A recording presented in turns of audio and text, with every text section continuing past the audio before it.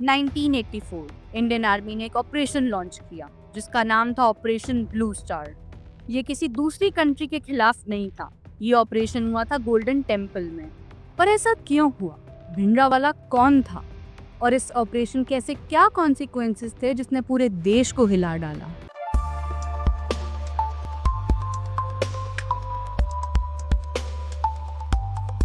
इस कहानी की शुरुआत होती है 1970 के पंजाब से। भारत की एक ऐसी स्टेट जहां सिख कम्युनिटी मेजॉरिटी में है। इस पीरियड में यहाँ ग्रीन रेवोल्यूशन आया। नए हाई यील्ड सीड्स, पेस्टिसाइड्स और केमिकल फर्टिलाइजर्स का यूज हुआ, जिससे क्रॉप्स का प्रोडक्शन तो बढ़ गया, लेकिन पेस्टिसाइड्स और केमिकल के प्राइसेस आसमान छूने लगे। इसकी वजह से किसान और ज्यादा गरीब और ठेकेदार और ज्यादा अमीर होते गए। पंजाब में लाखों लोग अपनी जान दे चुके थे। 1975 में प्राइम मिनिस्टर इंदिरा गांधी ने इमरजेंसी डिक्लेयर करी। इमरजेंसी के टाइम गवर्नमेंट ने मीडिया पर सेंसरशिप लगा दी, ऑपोजिशन लीडर्स और एक्टिविस्ट को बिना ट्रायल के जेल में डाल दिया और लोगों को कोर्ट जाने का राइट भी छीन लिया। इमरजेंसी के बाद पंजाब में कई लोग इंदिरा गांधी के खिलाफ हो गए। एक तरफ सिख पॉलिटिकल पार्टी शिरोमणि अकाली दल ने इमरजेंसी के खिलाफ डेमोक्रेसी बचाओ मोर्चा शुरू किया, जिसके चलते हजारों अकाली वर्कर्स को अरेस्ट किया गया। दूसरी तरफ पंजाब में सिख कम्युनिटी के लिए एक अलग देश खालिस्तान की डिमांड उठने लगी। और ऐसे ही एक लीडर थे जरनैल सिंह भिंडरावाला। जर्नैल असल में आनंदपुर साहिब रेजोल्यूशन को बढ़ावा दे रहे थे, जिसमें फार्मर्स की और बाकी सिख्स के बेनिफिट में मांगे थी। 1982 में अकाली दल और भिंडरावाला ने मिलकर धर्म युद्ध मोर्चा शुरू किया ताकि सरकार पर दबाव बनाया जा सके आनंदपुर साहिब रेजोल्यूशन लागू करने के लिए। देखते ही देखते वो एक मसीहा बन गए और पंजाब में दो सरकारें बन गई। एक थी कांग्रेस की गवर्नमेंट, जिसमें डिसीजंस इंदिरा गांधी और उनके मिनिस्टर्स लेते थे, और दूसरी तरफ जर्नैल सिंह की अपनी गवर्नमेंट, जिसके जज, ज्यूरी और एग्जीक्यूशनर खुद जर्नैल थे। एक तरफ लोग जर्नैल को मसीहा मान रहे थे, वहीं दूसरी तरफ भारत सरकार उन्हें टेररिस्ट घोषित कर चुकी थी। 1984 में पुलिस को इंफॉर्मेशन मिली कि जर्नैल अपने 200 आर्म मिलिटेंट्स के साथ गोल्डन टेम्पल में डेरा डालकर बैठा हुआ है। पुलिस ने कई बार उन्हें वहां से निकालने की कोशिश करी, मगर वो हर बार नाकाम रहे। इंदिरा गांधी को पंजाब में अपनी कुर्सी फिसलती हुई नजर आ रही थी। 1 जून 1984 देश भर से कई सिख, हिंदू और बाकी धर्मों के हजारों लोग अमृतसर के गोल्डन टेम्पल में मत्था टेकने और अरदास करने आए थे।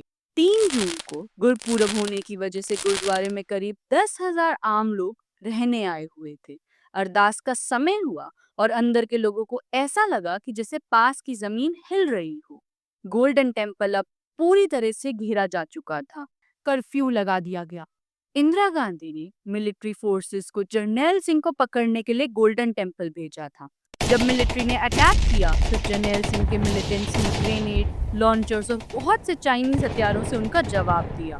और फिर इंडियन मिलिट्री फोर्सेस ने टैंक्स, हेलीकॉप्टर्स, ऐसे हैवी वेपन्स यूज करके उन पर एक्शन लिया।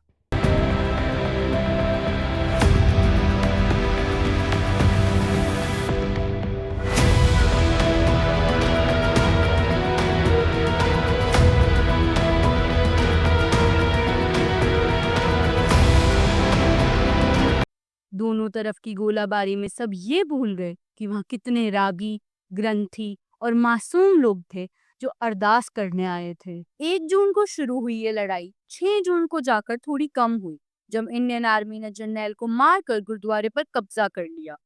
10 जून को ये ऑपरेशन पूरी तरह से खत्म हुआ। कुछ मिलिटेंट्स भाग गए और कुछ मारे गए।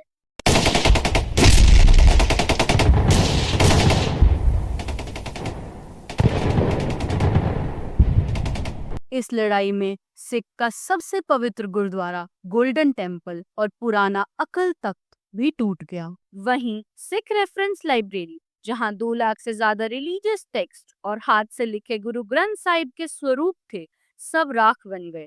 सिर्फ इतना ही नहीं, लगभग 700 जवान, 200 मिलिटेंट्स और 5,000 मासूम लोग सब मारे गए। जहां बातचीत से इस प्रॉब्लम का सॉल्यूशन निकल सकता था, इंदिरा गांधी ने मिलिट्री अटैक करवा दिया। इस ऑपरेशन को नाम दिया गया ऑपरेशन ब्लू स्टार, जिसके बाद सिख्स को लगने लगा कि इंदिरा गांधी और उनकी गवर्नमेंट सिख्स के खिलाफ है। ऐसा कहा जाता है कि इंदिरा गांधी पावर में रहने के लिए कुछ भी कर सकती थी और इसी घबराहट में आकर इंदिरा गांधी ने एक ऐसा फैसला लिया जो बाद में उनकी ही डेथ का रीजन बन गया।